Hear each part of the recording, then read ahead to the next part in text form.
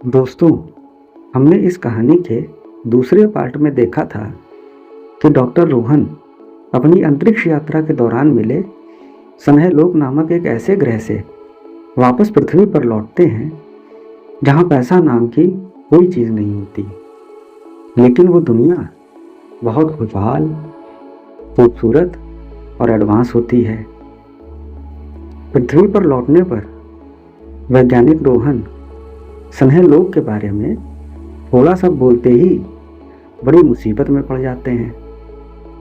इसके बाद भी वैज्ञानिक रोहन बिना पैसे वाली दुनिया यानी सन्हेलोक के बारे में लोगों को गुप्त रूप से बताना शुरू करते हैं, क्योंकि वो चाहते हैं कि हमारी धरती भी सन्हेलोक की तरह बेहतर, खुशहाल और विकसित बन जाए।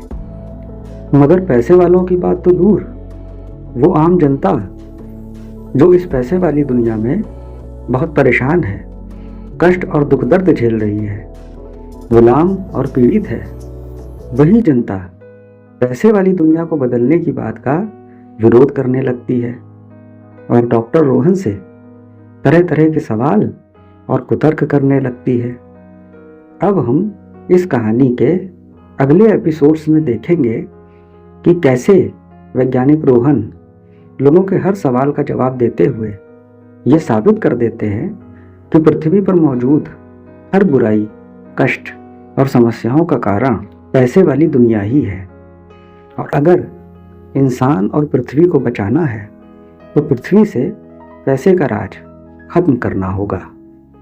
वैज्ञानिक रोहन लोगों के तमाम सवालों का जवाब देने से पहले सोचते हैं कि जनता के पास ना तो समय है, ना ही पैसे की गुलामी करते करते उसके पास सोचने समझने की ताकत और तर्कशील बुद्धि बची है।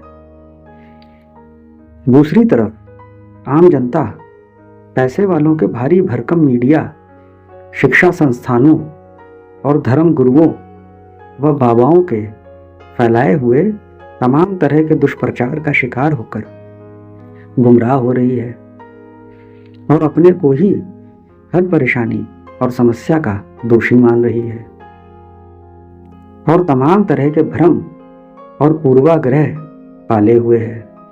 इसलिए वैज्ञानिक रोहन ने एक ऐसी आधुनिक मशीन बनाई जिससे वो अपनी बातों को साबित करने के लिए पूरी पृथ्वी के किसी भी हिस्से को और वहां घट रही घटना को दिखा सकें। इतना ही नहीं, वो मशीन की स्क्रीन पर समय में आगे पीछे जाकर भी लोगों को हकीकत दिखा सकें। वो हकीकत जो है तो लोगों के आसपास, लेकिन पैसे वाली दुनिया के मायाजाल के कारण लोग उसको देखने और महसूस करने में असमर्थ हैं।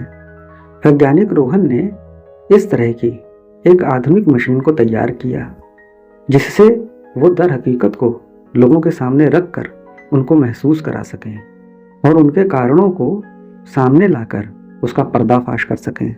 उन्होंने एक खुफिया जगह पर इस बड़ी स्क्रीन वाली मशीन को रखा और इस जगह पर उन लोगों को लाकर अब तक के सबसे बड़े सत्य के दर्शन कराए जो पैसे वाली दुनिया के माया जाल में और पैसे वालों के दुष्प्रचार में फंसे हुए थे।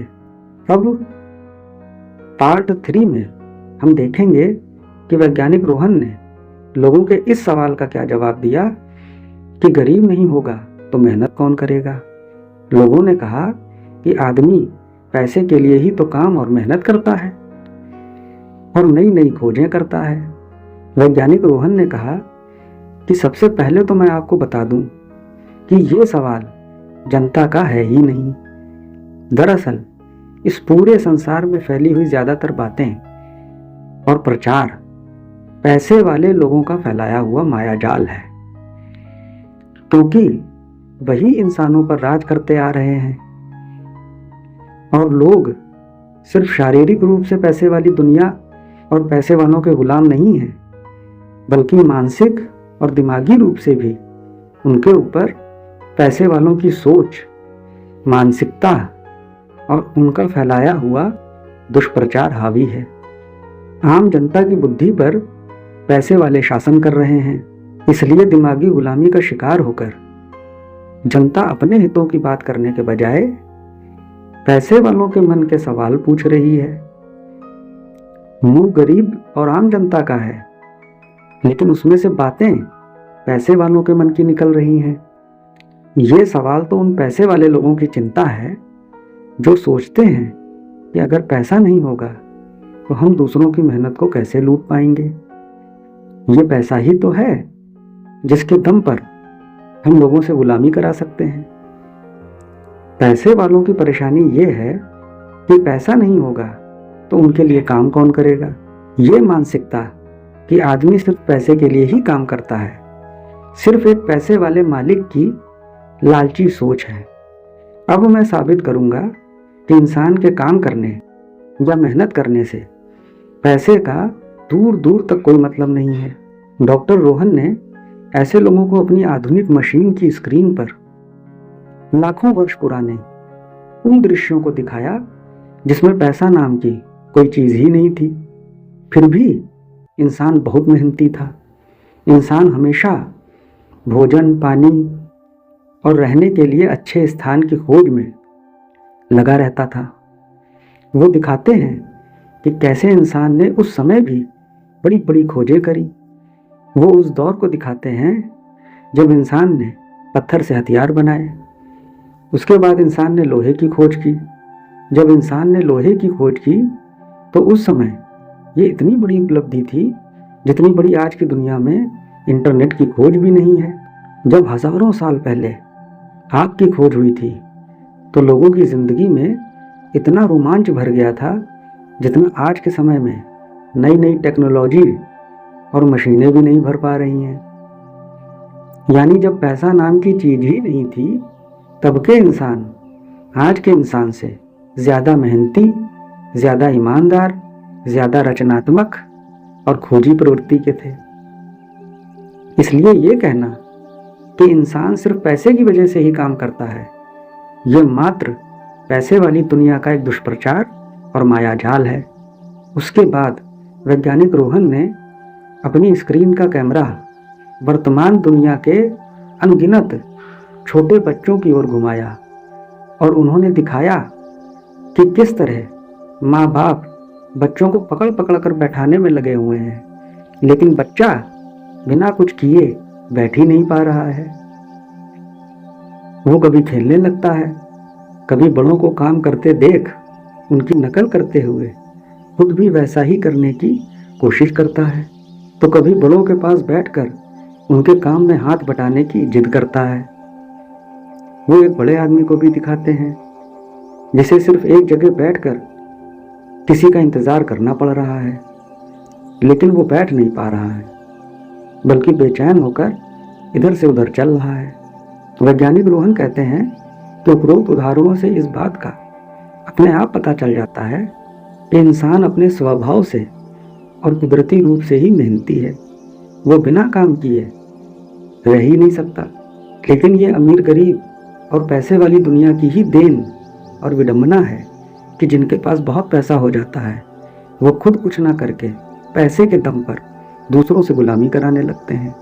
पैसे वाले अपने पैसे को निरंतर बढ़ाते रहने के लिए हमेशा दूसरों की मेहनत को ज़्यादा से ज़्यादा लूटने में लगे रहते हैं और ज़्यादातर लोग इस पैसे के लिए दूसरों की गुलामी करने पर मजबूर हो जाते हैं।